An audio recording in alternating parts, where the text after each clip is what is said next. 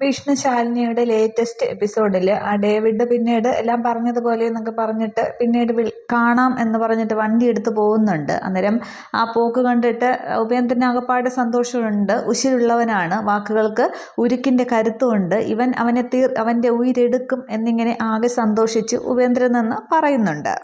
ഇതേസമയം സത്യഭാമയുടെ വീട്ടിൽ രാഘവൻ നായർ ഉമ്മറത്താണെങ്കിൽ ചാരികസേരയിൽ ഇരിക്കുമ്പോൾ സത്യഭാമ ചായ കൊണ്ടുവന്ന് കൊടുക്കുന്നുണ്ട്. അന്നേരം ഇതെന്താ ഈ സമയത്ത് ചായ എന്ന് ചോദിക്കുമ്പോൾ രാഘവേട്ടൻ കുടിക്കുക എന്ന് പറഞ്ഞിട്ട് സന്തോഷത്തോടെയാണ് ഭാമ സംസാരിക്കുന്നതൊക്കെ. രാവിലത്തെ പാല് ബാക്കിയിരുന്നു, അതുകൊണ്ട് ഞാൻ തിളപ്പിച്ച് വെച്ചിരുന്നതാണ്, അതുകൊണ്ട് ചായ ഇട്ടതാണ് എന്നൊക്കെ പറയുമ്പോൾ രാഘവൻ നായർ കുടിക്കുന്നുണ്ട്. എന്നിട്ട് സുബൈറിൻ്റെ കാര്യം അവർ സംസാരിക്കുന്നുണ്ട്. അസുഖം കൂടുതലാണെന്ന് തോന്നുന്നു, നമുക്കൊന്ന് പോയി കാണണം എന്നിങ്ങനെ രാഘവൻ നായർ പറയുമ്പോൾ നമുക്ക് നാളെ പോവാം, ഞാൻ കൂടി വരാം, ഒന്ന് കാര്യങ്ങൾ പോയി അന്വേഷിക്കണമെന്ന് പറയുമ്പോൾ പൈസ കൊടുത്ത് നമുക്ക് സഹായിക്കാൻ കഴിയില്ലെങ്കിലും ആശ്വസിപ്പിക്കാനായിട്ട് നമുക്ക് കഴിയുമല്ലോ എന്നിങ്ങനെ അവർ സംസാരിച്ചുകൊണ്ട് നിൽക്കുകയാണ്. ഈ സമയത്താണെങ്കിൽ പിന്നെ പിള്ളയാണെങ്കിൽ രാഘവൻ സാറേ എന്നും പറഞ്ഞ് ഓടിക്കൊണ്ട് വരികയാണ്. അന്നേരം എന്താ പിള്ളേ, എന്തെങ്കിലും പ്രശ്നമുണ്ടോ എന്ന് ചോദിക്കുമ്പോൾ പ്രശ്നമുണ്ടോ എന്ന് ചോദിച്ചാൽ വലിയ പ്രശ്നമാണ്, സാറിൻ്റെ അനിയനാണെങ്കിൽ ആരെയും ജീവിക്കാൻ സമ്മതിക്കില്ല എന്ന നിലപാട് തന്നെയാണെന്ന് പറയുമ്പോൾ എന്താടോ കാര്യം എന്നിങ്ങനെ രാഘവൻ നായർ ചോദിക്കുകയാണ്. അന്നേരം ആ ഉപേന്ദ്രൻ്റെ വെടിയേറ്റ് ശ്യാമക്കുഞ്ഞ് ഹോസ്പിറ്റലിലാണെന്ന് പറയുമ്പോൾ ഭാമയും രാഘവൻ നായരും ഒക്കെ പൊന്നി അങ്ങ് വെളിയിലേക്ക് വരുന്നുണ്ട്. ഒരു വെടിയേറ്റെന്നോ എന്താന്ന് ചോദിക്കുന്നുണ്ട്. അന്നേരം വീട്ടിൽ കയറി വന്ന് വെടിവെച്ചു എന്നൊക്കെയാണ് പറയുന്നത് എന്ന് പറയുമ്പോൾ എന്നിട്ട് ശ്യാമയ്ക്കിപ്പോൾ എങ്ങനെയുണ്ടെന്ന് സത്യഭാമ ചോദിക്കുന്നുണ്ട്. അന്നേരം തലനാഴിലേക്ക് രക്ഷപ്പെട്ടു, ഭാഗ്യം കൊണ്ട് രക്ഷപ്പെട്ടു, കണ്ണിൽ കൊള്ളേണ്ടത് പുരികത്ത് കൊണ്ടു എന്ന് പറയുകയാണ്. അന്നേരം രാഘവൻ നായർ പറയുന്നുണ്ട്, അപ്പോൾ ശ്യാമയല്ല അവൻ ലക്ഷ്യം വെച്ചത് രോഹിത്തിനെയാണ്, അവനല്ലേ നമുക്ക് സ്വത്തുക്കൾ തിരിച്ചെഴുതി തന്നത്, സ്വപ്നം കണ്ട മുതൽ തിരിച്ചു കിട്ടാത്തതിൻ്റെ കയ്യിൽ കിട്ടാത്തതിൻ്റെ ആ ഒരു ദേഷ്യമാണ് അവൻ കാണിച്ചത് എന്ന് പറയുമ്പോൾ പിള്ളയും അത് ശരിവെക്കുന്നുണ്ട്. അതെന്ത് തന്നെയാണെന്ന് പറയുമ്പോൾ അവനെ പോലീസ് പിടിച്ചില്ലേ എന്നൊക്കെ സത്യഭാമ ചോദിക്കുന്നുണ്ട്. അന്നേരം ചന്ദ്രബോസിൻ്റെ പോലീസല്ലേ, ഉപേന്ദ്രൻ തൊടുമോ, അവരെല്ലാവരും കൂടി ചേർന്നുള്ള കളി തന്നെയാണെന്ന് പറയുന്നുണ്ട്. അന്നേരം അവനെ അകത്തിട്ട് 5-6 പൊട്ടിക്കുകയാണ് വേണ്ടതെന്നൊക്കെ ഇങ്ങനെ സത്യഭാമ ദേഷ്യം കൊണ്ട് പറയുന്നുണ്ട്. എന്നിട്ട് രാഘവൻ നായർ പറയുന്നുണ്ട്, ഇത് പിള്ള പറഞ്ഞതുപോലെ തന്നെയാണ്, സ്വപ്നം കണ്ട മുതൽ അവന് തിരിച്ചു കിട്ടാത്തത് കൊണ്ട് തന്നെയാണ്, അപ്പോൾ ഇനിയും അവനെ ആക്രമിക്കും, ആ ഒരു വലിയ വീട്ടിൽ അവർ ഒറ്റയ്ക്ക് താമസിച്ചാൽ ഇനി ഇങ്ങനെ സംഭവിക്കുമെന്ന് പറയുമ്പോൾ ഭാമ ചോദിക്കുന്നുണ്ട്, രാഘവേട്ടൻ എന്തായി പറയുന്നതെന്ന്. അന്നേരം ഞാൻ നേരത്തെ പറഞ്ഞു തന്നെയാണ്, നമ്മളും അവരോടൊപ്പം പോയി താമസിക്കണം, അല്ലാതെ ഇത് പരിഹാരമില്ല, അവൻ ഇനിയും വരും, ഉപദ്രവിക്കും, പേടിച്ചവനെ പോലെ നടക്കുകയാണ് എന്നൊക്കെ ഇങ്ങനെ രാഘവൻ നായർ പറഞ്ഞുകൊണ്ട് നിൽക്കുമ്പോൾ സത്യഭാമയുടെ ഫോൺ അടിക്കുന്നുണ്ട്. അന്നേരം പൊന്നി അതിങ്ങ് എടുത്തേന്നിങ്ങനെ ഭാമ പറയുമ്പോൾ പൊന്നി എടുത്തുകൊണ്ട് വരുന്നുണ്ട്. 100 പറഞ്ഞാണ് കൊടുക്കുന്നത്. അന്നേരം 100 ആകെ കരച്ചിലും ബഹളമൊക്കെയാണ്. സത്യാമ്മ ബാബച്ചിക്ക് തീരെ സുഖമില്ല, വിളിച്ചിട്ട് അനങ്ങുന്നില്ല എന്ന് പറയുമ്പോൾ മോള് വിഷമിക്കേണ്ട, നമ്മൾ ഉടനെ അങ്ങ് എത്താമെന്ന് പറഞ്ഞ് ഫോൺ വയ്ക്കുന്നുണ്ട്. അന്നേരം സുബൈറിൻ്റെ കാര്യം സത്യഭാമയോട് പറയുന്നുണ്ട്, തീരെ അസുഖം കൂടുതലാണെന്നുള്ളത്. അന്നേരം നമുക്കിപ്പം തന്നെ പോകാമെന്നും പറഞ്ഞ് രാഘവൻ നായർ എഴുന്നേൽക്കുന്നുണ്ട്. പിള്ളയും പിന്നെ ഭാമയും പിന്നെ സത്യഭാമയും രാഘവൻ നായരും കൂടി അങ്ങോട്ടത്തേക്ക് പോകുന്നുണ്ട്. അതേസമയം അവിടെ ഹോസ്പിറ്റലിൽ രോഹിത്തും ശാരദാമ്മയും ശാലിനിയും വിഷ്ണുവും ഒക്കെ ആ ഓപ്പറേഷൻ തിയേറ്ററിൻ്റെ പുറത്ത് തന്നെയുണ്ട്. തുടർന്ന് വിഷ്ണു രോഹിത്തിനോട് പറയുന്നുണ്ട്, ഇനി നീ ആ വീട്ടിൽ ഒറ്റയ്ക്ക് താമസിക്കേണ്ട, അത് സേഫ് അല്ല എന്നിങ്ങനെ പറയുമ്പോൾ ശാരദാമ്മയും പറയുന്നുണ്ട്, അവിടെ ഒറ്റയ്ക്ക് താമസിക്കേണ്ട, ഇനി ഉപേന്ദ്രൻ വരാനായിട്ട് സാധ്യതയുണ്ട്, അതുകൊണ്ട് മോൻ എവിടേക്കെങ്കിലും കുറച്ച് നാളത്തേക്ക് മാറി നിന്നാൽ സാരമില്ല എന്നിങ്ങനെ പറയുമ്പോൾ ഈ ഒരു അവസ്ഥയിൽ ശ്യാമ ഇങ്ങനെ കിടക്കുമ്പോൾ ഞാൻ എങ്ങനെയാണ് മാറി നിൽക്കുക, എൻ്റെ കാര്യം ആലോചിച്ച് എനിക്ക് പേടിയൊന്നുമില്ല, പക്ഷെ എന്നെ ആശ്രയിച്ച് കഴിയുന്ന കാര്യം അങ്ങനെയല്ലല്ലോ, ശ്യാമയ്ക്ക് ഇനിയൊരു ഷോക്ക് താങ്ങാനായിട്ട് കഴിയില്ല എന്നൊക്കെ സംസാരിക്കുമ്പോൾ ശാലിനിയും പറയുന്നുണ്ട്, ഇത് ഉപേന്ദ്രൻ്റെ മാത്രം കളി തന്നെയാണ്, പണം നഷ്ടപ്പെട്ടതിലുള്ള ആ ഒരു പ്രതികാരമാണ്, ഇനിയും അയാൾ വരും, പക്ഷേ ഇപ്പോൾ നമ്മൾ രക്ഷപ്പെട്ടത് ഭാഗ്യം കൊണ്ടാണ്, ഇനി അങ്ങനെ ഒരു ഭാഗ്യം ഉണ്ടാകണമെന്നില്ല എന്നൊക്കെ ഇങ്ങനെ ഒരു സംസാരിക്കുമ്പോൾ പിന്നെ ഒരു നഴ്സ് ഇറങ്ങി വരുന്നുണ്ട്. അന്നേരം ശ്യാമയ്ക്ക് എങ്ങനെയുണ്ടെന്ന് രോഹിത്ത് ചോദിക്കുമ്പോൾ ഒബ്സർവേഷനിലാണ്, എന്തെങ്കിലും ആവശ്യമുണ്ടെങ്കിൽ പറയാമെന്ന് പറയുമ്പോൾ ശാരദാമ്മയും ചോദിക്കുന്നുണ്ട്, വെള്ളമല്ലോ മറ്റേതോ വേണമെന്നൊക്കെ ചോദിക്കുമ്പോൾ ആവശ്യമുണ്ടെങ്കിൽ പറയാമെന്ന് പറഞ്ഞിട്ട് നഴ്സ് അങ്ങ് പോകുന്നുണ്ട്. അന്നേരം ശാരദാമ്മ പറയുകയാണ്, ഇവിടെ രോഹിത്തിൻ്റെ കൂടെ ഞാൻ കൂടെ നിൽക്കാം, പിന്നെ എല്ലാവരും കൂടി ഇവിടെ നിന്നിട്ടുണ്ട്, അവിടെ കുട്ടികൾ കാത്തിരിക്കുകയല്ലേ, ശാലിനിയോടാണ് പറയുന്നത് വിഷ്ണുവിനെയും കൂട്ടി പൊയ്ക്കോളാനായിട്ട്. അന്നേരം ശാലിനിയാണെങ്കിൽ പക്ഷേ വിഷ്ണുവിനെ നോക്കുന്നില്ല, വിഷ്ണു ഇങ്ങനെ ശാലിനിയെ തന്നെ ശ്രദ്ധിക്കുകയാണ്. അന്നേരം എങ്കിൽ ശരിയെന്ന് ഞാൻ ഇറങ്ങുകയാണെന്ന് പറഞ്ഞിട്ട് ശാലിനി അങ്ങോട്ട് ഇറങ്ങുന്നുണ്ട്. അന്നേരവും വിഷ്ണു അവിടെ തന്നെ നിൽക്കുന്നേ ഉള്ളൂ. അന്നേരം ശാരദാമ്മ മോൻ ചെല്ല് എന്നിങ്ങനെ പറയുമ്പോൾ ഞാൻ വിളിക്കാം എന്നിങ്ങനെ രോഹിത്തിനോട് പറഞ്ഞിട്ട് അവിടെ നിന്ന് ഇറങ്ങുകയാണ്. പുറത്തേക്ക് ഇറങ്ങുന്ന ശാലിനിയാണെങ്കിൽ കാറിൻ്റെ അടുത്ത് വിഷ്ണുവിന് വെയിറ്റ് ചെയ്ത് നിൽക്കുകയാണ്. അന്നേരം വിഷ്ണു ഇറങ്ങി ചെല്ലുന്നുണ്ട്. പക്ഷേ ശാലിനിയാണെങ്കിൽ ആ ഗൗരവത്തിൽ തന്നെ നിൽക്കുന്നുണ്ട്. ഇങ്ങനെ മാലയിലൊക്കെ പിടിച്ച് കറക്കി ഇങ്ങനെ നിൽക്കുകയാണ്. അന്നേരം വിഷ്ണു ആണെങ്കിൽ അടുത്തേക്ക് ചെന്നിട്ട് പറയുന്നുണ്ട്, ഞാൻ മനഃപൂർവ്വം തന്നെ അപമാനിക്കാൻ വേണ്ടി ചെയ്തതല്ല. നമുക്ക് ഒരുമിച്ച് താമസിക്കാൻ വേണ്ടി കമലം പറഞ്ഞിട്ട് ഒരു വാടക വീട് നോക്കാനായിട്ട് പോയതാണ്. നമ്മുടെ മക്കളാണ് സത്യം. എടി നിന്നെ ഒരിക്കലും ഞാൻ അപമാനിക്കണമെന്ന് ശ്രമിച്ചിട്ടൊന്നുമില്ല എന്നൊക്കെ പറഞ്ഞ് വിഷ്ണു ദേഷ്യത്തോടെ വിരളൊക്കെ ചൂണ്ടി സംസാരിക്കുന്നുണ്ട്.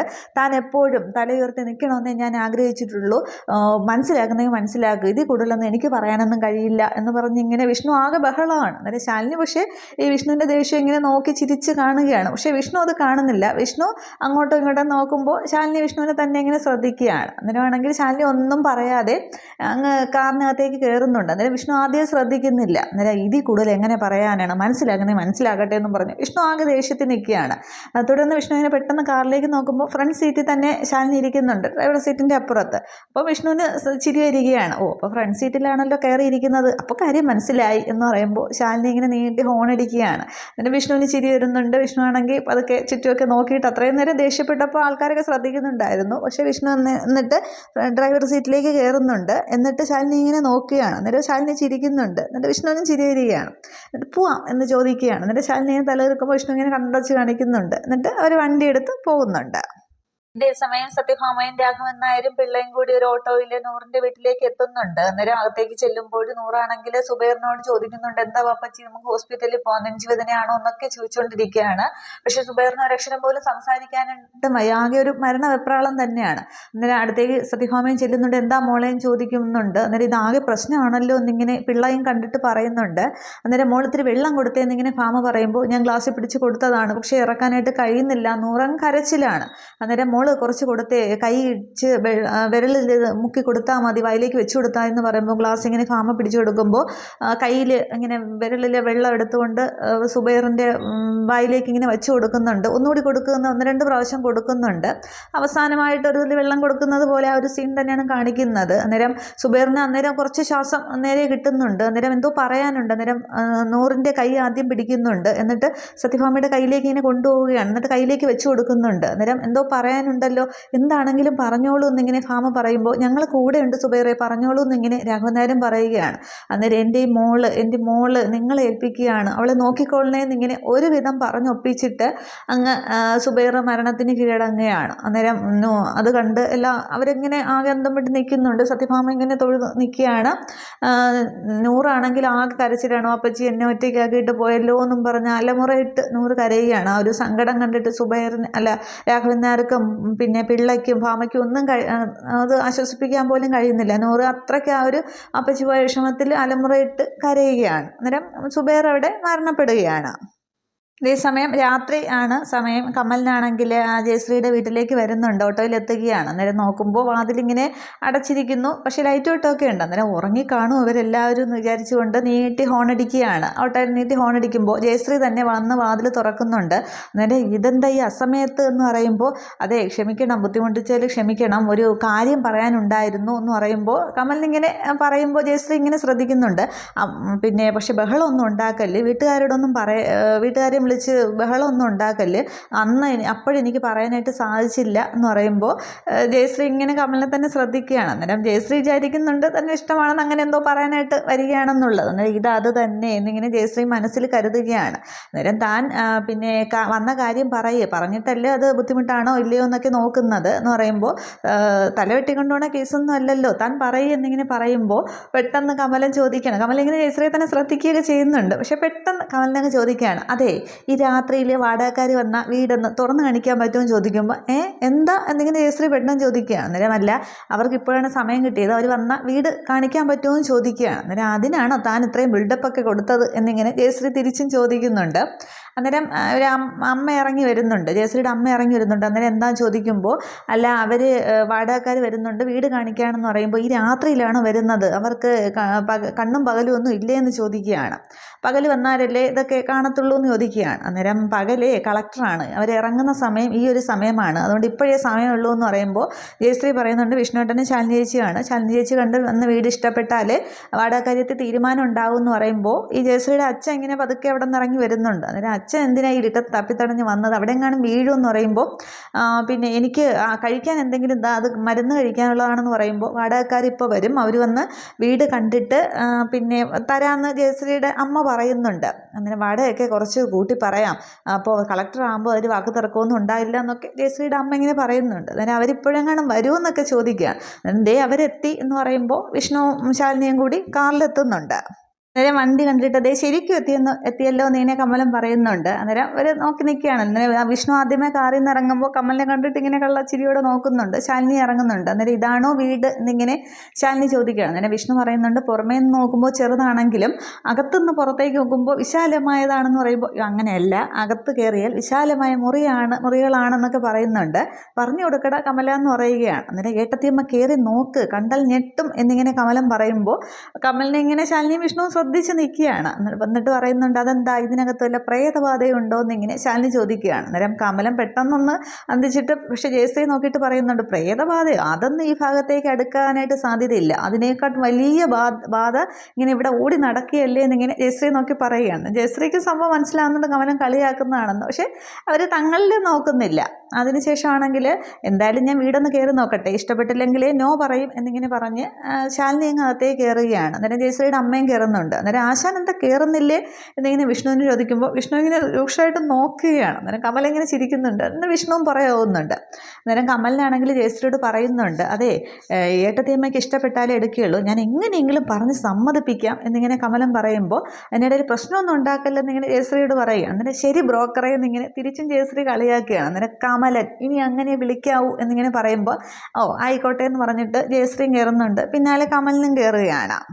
തുടർന്ന് ശാലിനിയാണ് അകത്തേക്ക് കയറി ലൈറ്റിൻ്റെ സ്വിച്ചൊക്കെ ഇടുന്നുണ്ട്. പക്ഷേ ഇത് വർക്ക് ചെയ്യുന്നില്ലല്ലോ എന്നിങ്ങനെ പറയുമ്പോൾ ഇതാണെന്ന് പറഞ്ഞ് കമൽ കറക്റ്റ് സ്വിച്ച് കാണിച്ചു കൊടുക്കുന്നുണ്ട്. അന്നേരം പെയിൻ്റൊക്കെ മങ്ങി ചുവരൊക്കെ വൃത്തികേടായി കിടക്കുകയാണെന്ന് പറയുമ്പോൾ അതൊക്കെ അവർ ശരിയാക്കും ഇല്ലേ എന്നിങ്ങനെ ജയശ്രീയോട് ഇങ്ങനെ കണ്ണു കാണിച്ചിട്ട് ചോദിക്കുകയാണ്.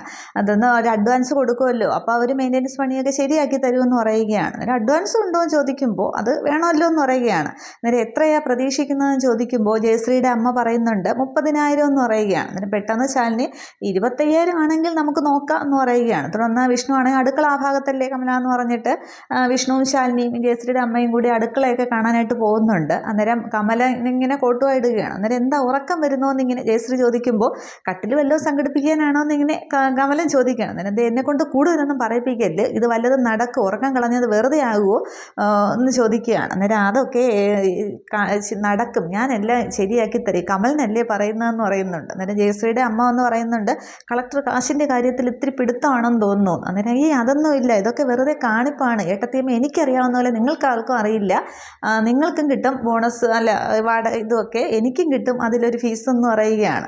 അന്നേരം ശാലിനി വിഷ്ണു കൂടെ അകത്തുനിന്ന് ഇറങ്ങി വരുന്നുണ്ട്. അന്നേരം കമല നിനക്ക് ഞാൻ പിന്നെ ഫീസൊന്നും തരില്ല, കമ്മീഷനൊന്നും തരില്ല എന്ന് പറയുകയാണ്. അന്നേരം അത് പിന്നെ കമ്മീഷൻ ബ്രോക്കർ അവകാശപ്പെട്ടതല്ലേ എന്നിങ്ങനെ കമലം അങ്ങനെയല്ലേ നിയമം എന്ന് പറയുകയാണ്. അന്നേരം നിയമം നോക്കിയാണോ എല്ലാം നടക്കുന്നത്, നീ ഓട്ടോ ഓടിക്കുന്ന നിയമം നോക്കിയാണ്, നിനക്ക് ലൈസൻസ് ഉണ്ടോ എന്നൊക്കെ ഇങ്ങനെ ചോദിക്കുകയാണ്.